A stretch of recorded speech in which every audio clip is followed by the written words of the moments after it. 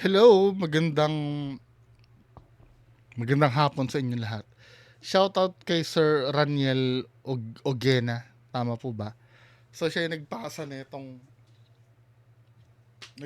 nitong post na to.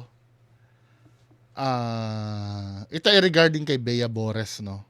Last time na content natin si Bea Bores. Tapos nakapag-comment din naman ako ng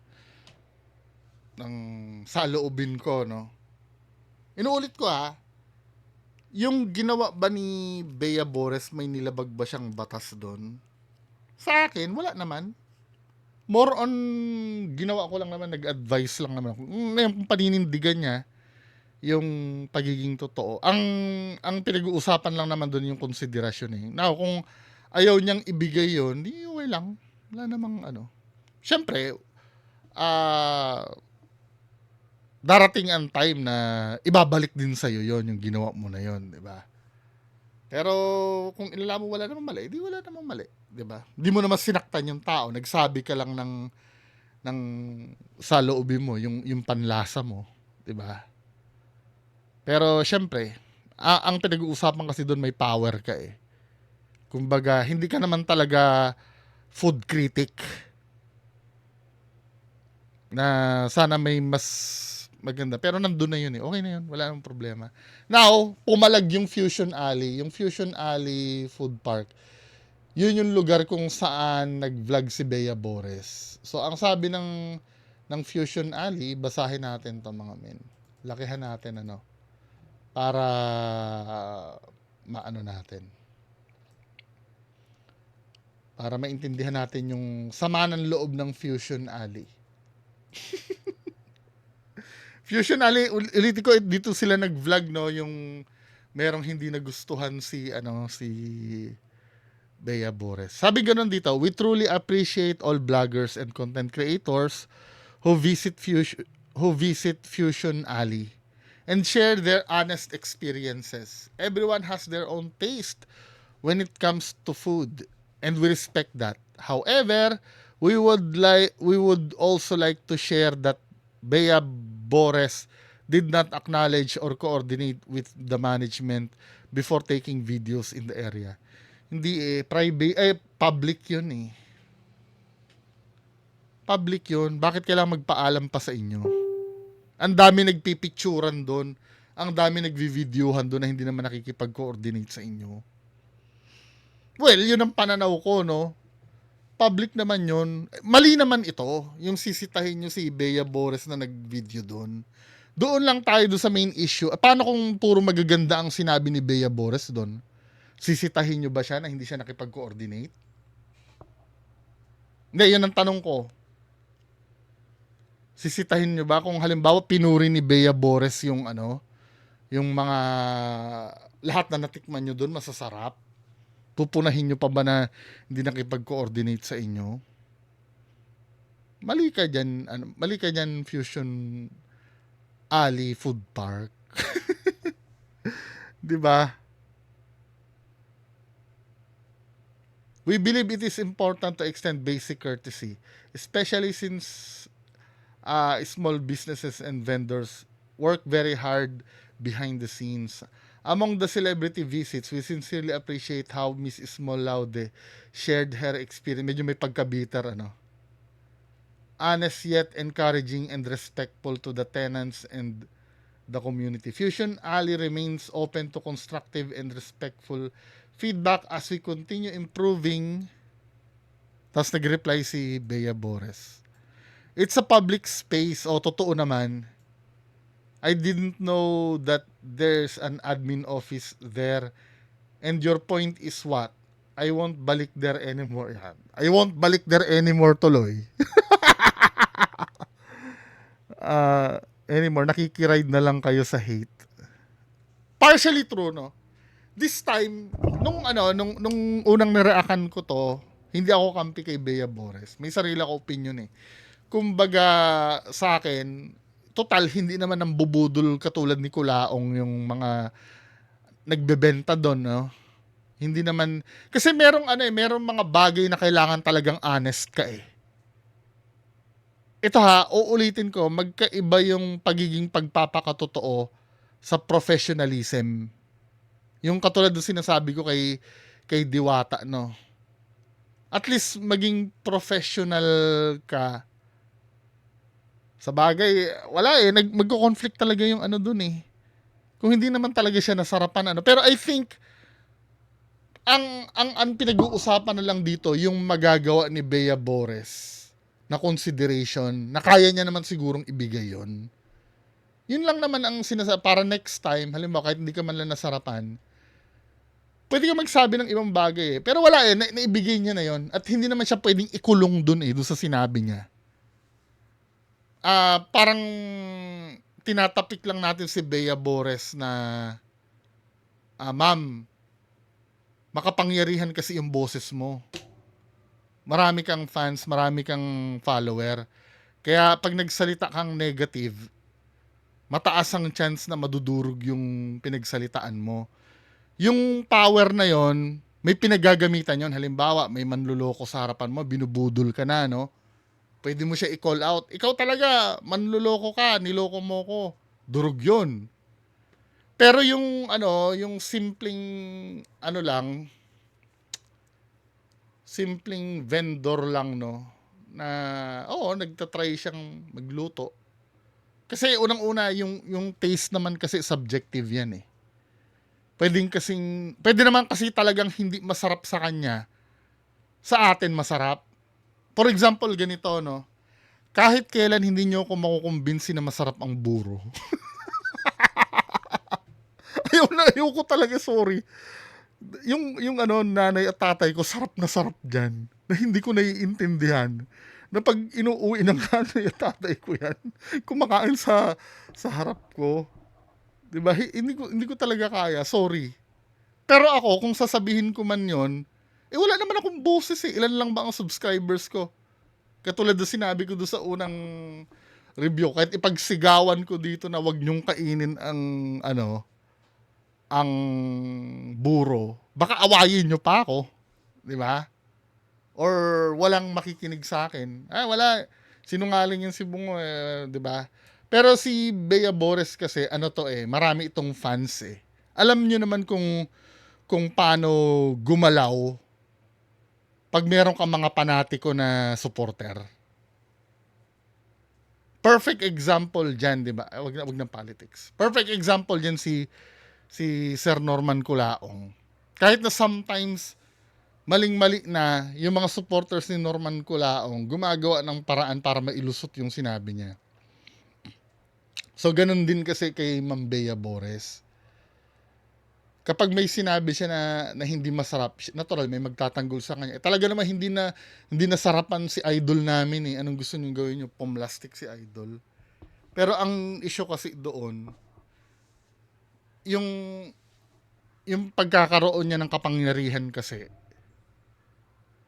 dapat may control din. 'Di ba? Pero wala, nandiyan na yun eh. Pero I'm so sure, sa dami ng criticism na natanggap ni Bea Bores, alam niya nang gagawin niya sa sunod. Sure ako dun. Kasi nung last post niya, parang aminado siya na pwede niya naman sabihin ng sa mas maganda eh. Kung ako, case close na to eh. Nangyari, ito, sumakay si Fusion Ali. Na bumanat pa na hindi daw nakipag-coordinate sa kanila. May ganong rule ba? Sa di ba public road 'yon? O dahil miyembro nila yung sinabihan, hindi, nasa publiko kasi yun eh. Nasa publiko yun eh, nasa loob ng 'di ba? Hindi mo pwedeng kontrolin yung kahit nga ako sa pananaw ko sa loob nga ng mall eh. 'Di ba? Pwede rin, pero sometimes pinipigilan ng mga personnel ng mall. Siguro ilalaban nila dahil establishment nila 'yon. Medyo may laban naman sila ng konti doon dahil pa-aircon nila 'yon eh. Tsaka Pero in reality public din kasi naman 'yon. Pero mas lalo naman na itong Fusion Alley na literal na daan talaga to, di ba? Public road. Yung Fusion Alley. Tingnan nga natin, gusto kong tapusin yung ano nito. Tingnan natin yung page ng Fusion Alley Food Park. Fusion Alley Food.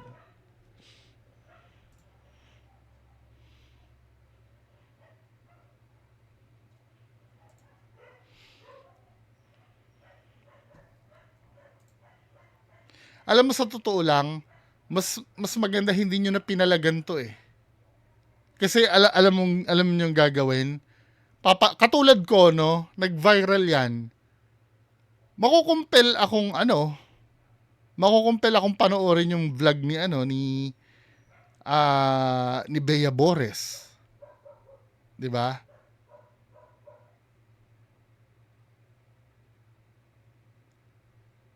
Hoy, mukhang binura na ah. Binura na yung kita nyo? Kita nyo yung epekto ni Bea Bores? Puro laughing emoji na yung yung sa Fusion Alley Food Park. Marami kasing fans ito si Bea Bores eh. 'Di ba? Ang dami, 625 yung isang post.